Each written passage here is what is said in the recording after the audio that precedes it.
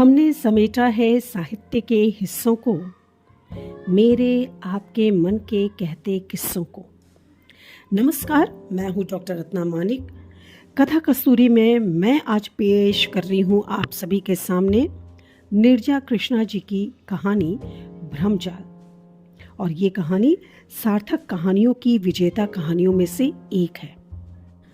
आज वैशाली के जंगलों में एक पारिवारिक पिकनिक में शिखा एक टॉयलेट को देखकर बिदक कर बोली, मम्मा, ये तो मेल टॉयलेट है, मैं इसे कैसे इस्तेमाल कर सकती हूँ? यहाँ की सरकार सैलानियों के लिए क्या कर रही है? वो समझाते हुए बोली, अरे तो क्या हुआ, टॉयलेट तो है ना, जाओ और फ्रेश हो जाओ। वो गुस्से से पैर पटकते हुए चिल्ला पड़ी, ओह शिट, मैं इस तरह के मेल टॉयलेट को नहीं यूज कर सकती, मुझे फीमेल टॉयलेट चाहिए। इंदिरा जी ने फिर समझाया, बेटा अब यहाँ नहीं है तो क्या करें?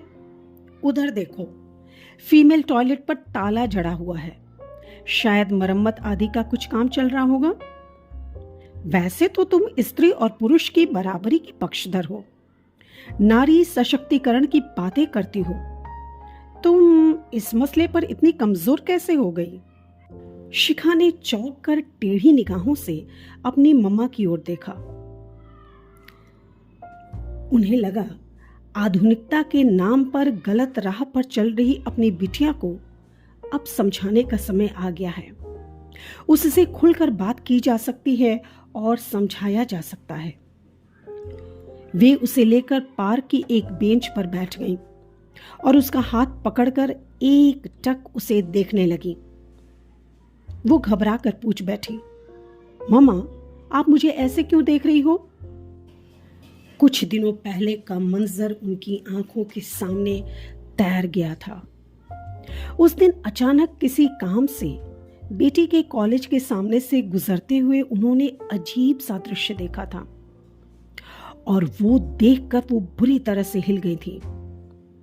बाहर गेट के पास चाय की टपरी पर लड़कों के साथ सिगरेट की कश लेती लड़कियों के झुंड पर उनकी निगाहें पड़ी थीं। उसी ग्रुप में उनकी अपनी बिटिया शिखा भी आंखें बंद करके नशीले धुएं के लच्छे उड़ा रही थी।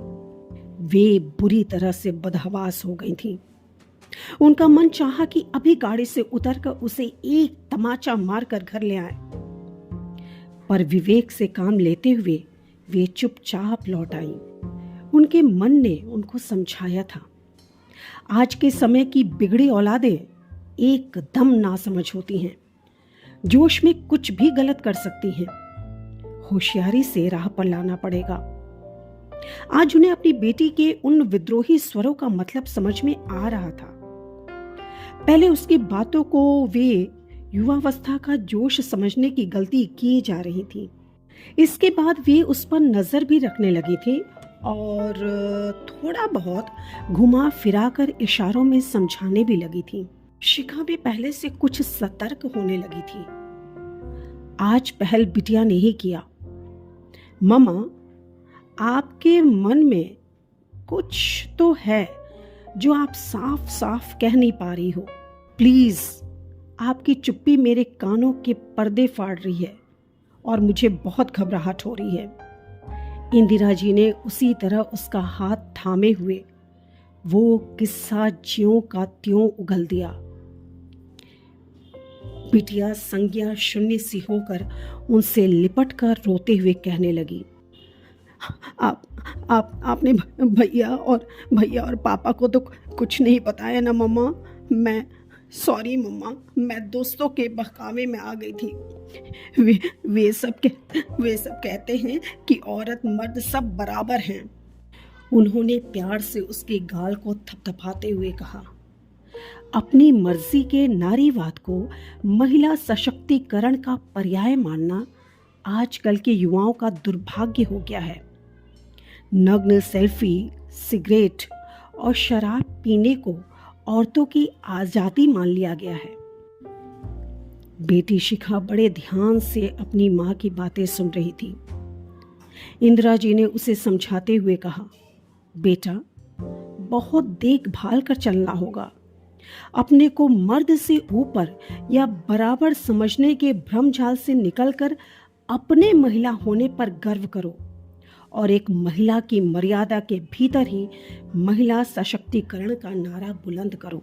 शिखा उनसे लिपटकर रोती रही। उन्होंने भी उसके पश्चाताप के आंसुओं को बह जाने का देना ही उचित समझा। तभी दूर से भैया की आवाज सुनाई दी। अरे आप दोनों माँ बेटी क्या कर रही हो? जल्दी आओ, बहुत जोर की भूख लगी है। शिखा भी अचानक उठ खड़ी हुई और मुस्कुरा कर बोली, सच्ची मम्मा, आज बहुत जोर की भूख लगी है। ये कहानी इतनी ही। अभी आप सुन रहे थे लेखिका नीरजा कृष्णा जी की कहानी भ्रमजाल, मेरी यानी रत्ना मानिक की आवाज में। बहुत शुक्रिया।